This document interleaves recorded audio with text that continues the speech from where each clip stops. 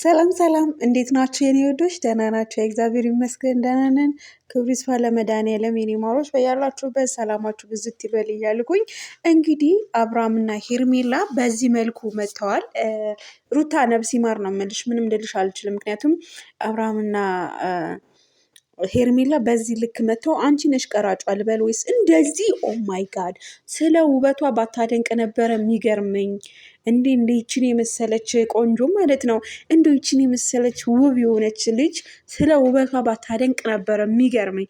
ለሩታ እንኳን እንደዚህ አይነት ዘፈን አልተዘፈነናትም። ልጅን እኔ እንዳትሳሳቱ እሰጋለው፣ እንዳትሳሳቱ። አዎ የእኔ ስጋት ይሄ ነው። እግዚአብሔር እንደው ከእንደዚህ አይነት እንደው እኔ በቃ ስጋቴ ነው። ይህንን ነው ስጋቴ። በቃ እንደዚህ ውብ ናት። እግዚአብሔርን ሄርሜላ ባይዘዊ በጣም ቆንጆ ናት እና ከዚህ ስለግጬሻለሁ ሂጄብሻለሁ ምናምን ግን በቃ ቆንጆ ነሽ፣ ለእኔ ውብ ነሽ።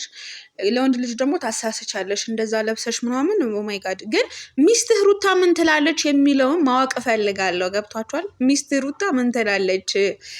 ሩታ አንዳንዴ ካሜራ ማንም ትመስለኛለች። ምክንያቱም እኔ ከማውቀው አንጻር እንደዚህ።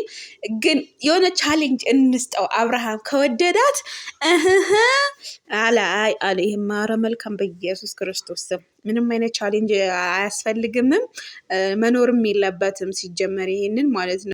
ይህ ከሀሳብ የተወጋ መንፈስ መሆን አለበት። የኔ ሀሳብ ራሱ ጉንጩ ነው የምስመው። እስኪ ከንፈሩን ሳሚው ብለን ኮሜንት ቻሌንጅ እናርጋት። ሄርሜላ ብትሞት አታደርገውም፣ ብትሞት በቃ ይሄ እስከዚህ ድረስ ነው። እሱ ያ የላይኛው ሾ ስለሆነ ይሶኪ። ግን ሄርሜላ እስኪ ከንፈሩን ሳሚ በሏትና ቻሌንጅ እንደራረግን። ይሄ የተመታ ኮመንት የተመታ ሀሳብ ነው። ግን የሄርሜላ ቅብጠት ይመቸኛልና ይመቻት። ግን ደግሞ ያው ባልን አሳልፎ ነው የተሰጣት። ደመል ማይ ጋድ ወይ ቻው።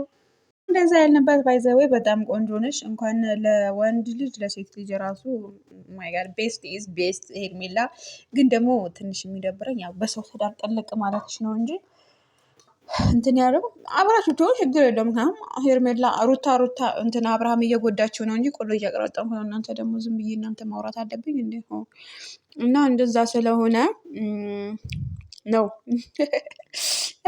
አስደንጋጭ ነው ይሄ። በቃ አስደንጋጭ መረጃና አስደንጋጭ ዜና ነው መሆን ያለበት። ጌታዊ ድረስ የተመታ ኮመንት፣ የተመታ ሀሳብ እና ይመቻችሁ። ወልዳችሁ ክበዱ አንልም። ምክንያቱም በሩታ ወልዳ ስለወለድክ ማለት ነው። ቀብራራው ምንም ላረግ አልችልም።